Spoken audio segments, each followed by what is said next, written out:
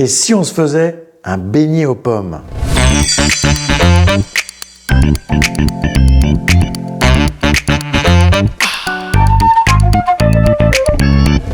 Je vais vous donner une petite recette super simple et rapide.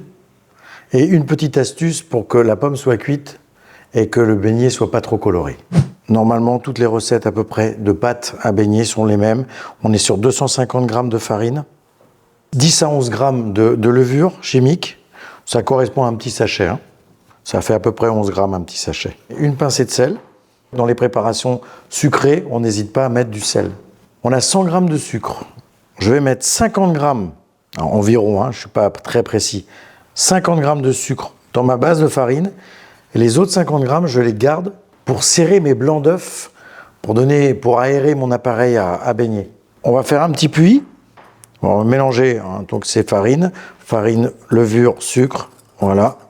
On fait un petit puits. Dans ce petit puits, je vais mettre 2 jaunes d'œufs. Les 2 blancs, je les ai mis de côté pour les monter en neige. Et je vais ajouter 20 centilitres de lait au milieu directement. Voilà. Je commence par mélanger les jaunes avec le lait au milieu. Voilà. Gentiment. Vous voyez, on commence déjà à avoir une petite pâte. Et au fur et à mesure que je mélange, la farine va se décoller et va aller dans mon appareil. Ce qui me permet de ne pas avoir de grumeaux. Voilà. L'appareil paraît un petit peu épais. C'est normal. Je vais ajouter la valeur d'une petite dose d'alcool, comme vous voulez. Moi, j'ai pris du Grand Marnier. On peut mettre un peu de Calvados, on peut mettre un peu de Cointreau.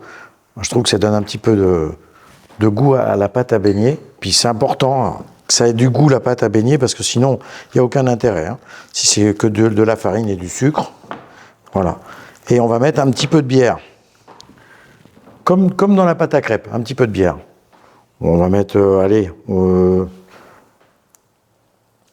moi, je suis gourmand.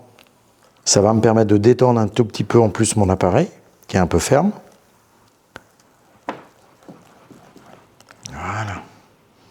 Après, on y met ce qu'on veut. Hein. Si vous voulez mettre de la vanille, de la cannelle. Voilà. Alors, il y a une pâte bien homogène. Et maintenant, je vais la mettre de côté et je vais monter mes blancs. J'ai mis une petite pincée de sel dans mes blancs pour faciliter le développement. Et là, on y va.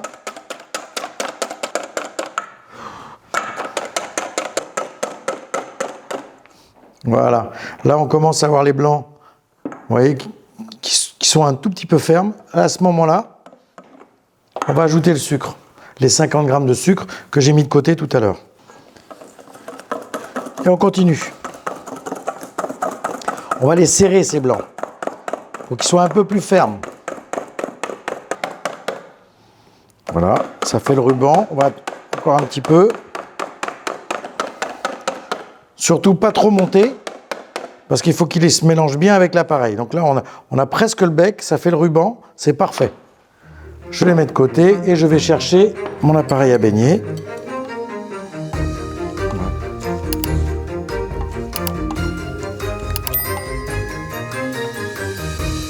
Voilà, maintenant on mélange.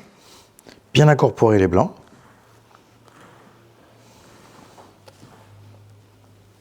Et voilà. Tous les blancs sont incorporés. On a un appareil qui est bien onctueux, qui normalement va bien enrober la pomme. Je le mets de côté. J'ai déjà préparé une pomme taillée. Je l'ai épluchée, vidée. Je lui ai fait bien vider, hein, même agrandissez le trou. Ça va vous permettre d'avoir des beaux beignets avec un trou au milieu, un peu comme les donuts. C'est le but, un beignet aux pommes, en règle générale, on a un beau trou au milieu, ça fait comme les donuts. Donc là, n'hésitez pas à bien vider votre pomme, faire un beau trou au milieu, tailler des tranches d'à peu près 2-3 mm d'épaisseur. Voilà, pas trop épaisses, parce que si elles sont trop épaisses, vous allez avoir le beignet qui va être coloré et la pomme ne sera pas cuite. Alors, qu'elle reste croquante, c'est bien, mais qu'elle soit trop croquante, bon, c'est pas l'intérêt du beignet. Voilà. Une fois que j'ai taillé ma pomme comme ça, eh ben, il me reste plus qu'à mettre mon huile en chauffe. Et puis on attaque les beignets. Hein. Voilà. J'ai pris une pince pour tremper sans mettre mes doigts partout, mais si vous n'avez pas une grande pince comme ça, vous le faites avec les doigts. Ce qui est beaucoup plus pratique, parce que le but, c'est que le trou reste encore apparent pour faire les beaux beignets. On va essayer d'y aller par 3. Vous voyez, parce que les pommes, je les ai vidées avec le vide-pomme. Et Gégé me dit, le vide-pomme, c'est quoi le vide-pomme? Je dis, Gégé, tu déconnes. Et le vide-pomme, c'est un ustensile qui ressemble un peu à un économe, assez allongé, rond, avec dentelé au bout, ce qui permet de vider les pommes. Voilà, alors là, pour avoir des trous plus grands, ben forcément, vous donnez plusieurs coups, hein, en élargissant le trou de la pomme pour que ça fasse des gros trous. Vous voyez, même en faisant des gros trous, il s'est bouché quand même. On est pas mal, on est sur la température. Hein, moi, j'aime bien ces petites friteuses où on peut régler. Hein, on peut le faire à la casserole avec de l'huile, mais c'est toujours plus délicat parce qu'on n'a pas vraiment la température de l'huile. Que là, vous êtes sur 170, 180 max. On va dire 170 pour faire les beignets, c'est bien.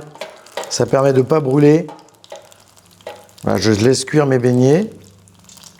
Et le but du jeu, c'est que la pomme soit cuite. Hein, parce que là, la pâte à beignet, ça cuit quasiment instantanément.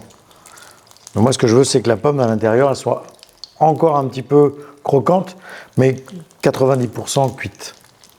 Si vous voulez donner un petit peu plus de goût à votre pomme, parce que la pomme, en elle-même, ne sera pas très sucrée.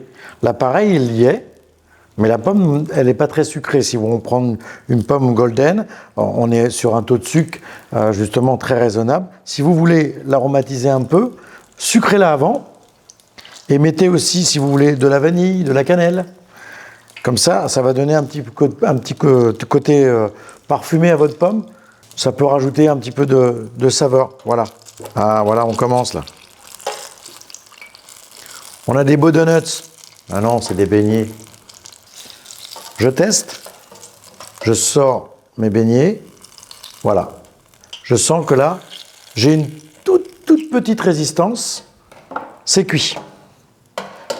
C'est cuit. Je vais les enlever. Je les mets sur une assiette hein, avec soit un petit morceau de tissu, une serviette ou un petit morceau de sopalin pour bien absorber l'huile. Voilà. Et puis on va renouveler l'opération. Hein. Dernière cuisson de mes beignets. Voilà. Et voilà. Mes petits beignets aux pommes. Et alors, il y a deux choix qui s'offrent à vous. Soit c'est sucre semoule dessus, soit c'est sucre glace. Comme j'ai bien sucré mon appareil, je vais juste mettre du sucre glace. Voilà. Et maintenant, on fait couler le petit café, le petit chocolat, et on passe à table. Merci d'avoir partagé ce moment avec moi. Et à tout de suite pour une nouvelle recette.